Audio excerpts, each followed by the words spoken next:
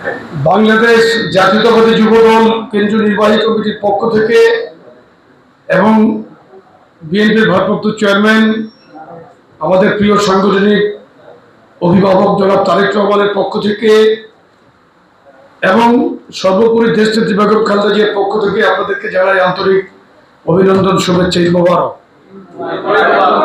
এখানে কি চেয়ার নাই বসার? যে যারা উপরে বসে আছে চেয়ার নাই, নিচে ওখানে চেয়ার নাই। আজকের এই অনুষ্ঠান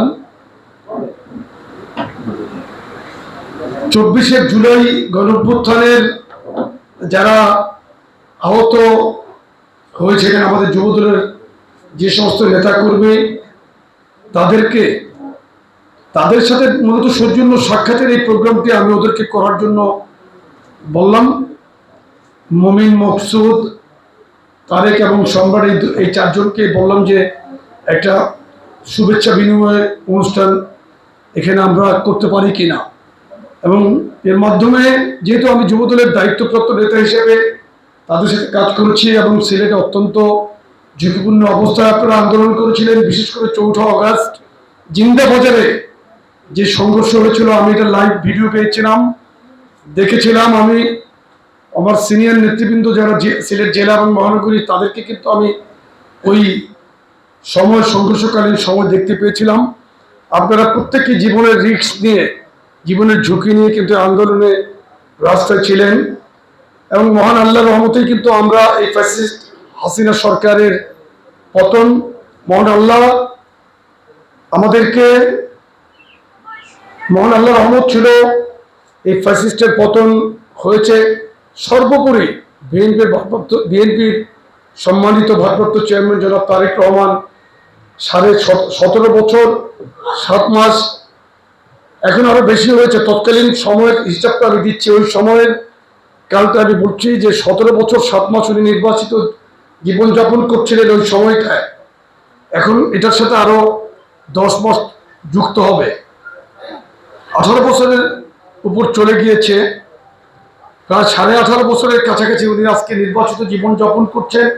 এই নির্বাচিত জীবন থেকেই উনি কিন্তু বাংলাদেশের মানুষকে ঐক্যবদ্ধ করে ফ্যাসিস্ট হাসিনা বিরোধী আন্দোলনে নেতৃত্ব দিয়েছিলেন। ভার্চুয়ালি ডিজিটাল পদ্ধতিতে উনি আমাদের সাথে কথা বলতেন, জুম মিটিং করতেন, জুমের মাধ্যমে মিটিং করতেন কিংবা স্কাইপের মাধ্যমে মিটিং করতেন, আমাদেরকে হোয়াটসঅ্যাপে নির্দেশনা দিতেন।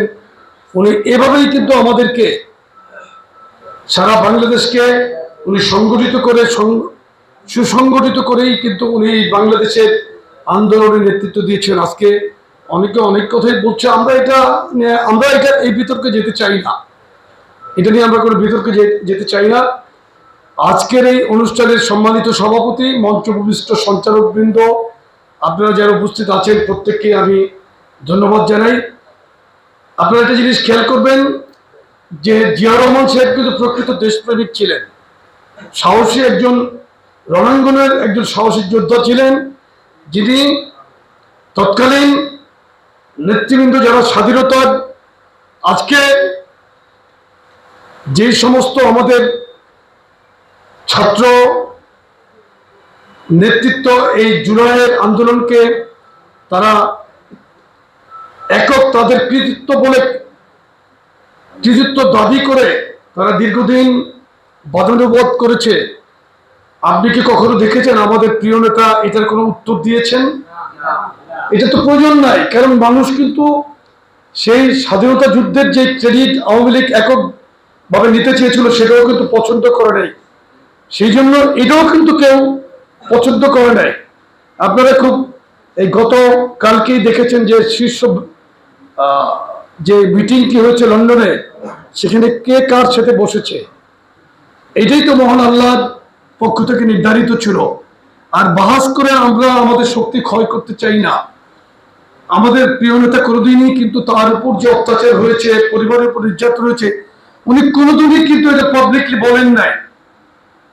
উনি ওনার মধ্যে ধারণ করেই কিন্তু বুকে কষ্ট চাপা দিয়েই কিন্তু উনি আমাদেরকে নিয়ে, আপনাদেরকে নিয়ে কিন্তু এই আন্দোলনের রাজপথে উনি হেঁটেছেন। কিন্তু আমি শহীদ রাষ্ট্রপতি জিয়া রহমানের উদাহরণটা দিলাম, আরেকটি কারণে আমি আপনাদেরকে প্রথমে বলেছিলাম যে আপনার কারণ নাম বলবেন না, কিন্তু আমাদের প্রিয় সভাপতি যেহেতু নামগুলো বলেছেন, আমি মাঝখানে তার সম্মান রক্ষার্থে এটা থামাইনি, কিন্তু এটা আমি পছন্দ করি নাই। কারণ আমি কিন্তু কারো নাম বলি নাই, এই নামের প্রক্রিয়ায় কিন্তু এই মিটিংটা কিন্তু অনেক বড় হয়ে যেত, হয় নাই। কিন্তু আমরা মিটিং শুরু করেছি, 50 মিনিট এখন অতিক্রান্ত হচ্ছে, আমি 10 মিনিটের মধ্যে শেষ করে দিব।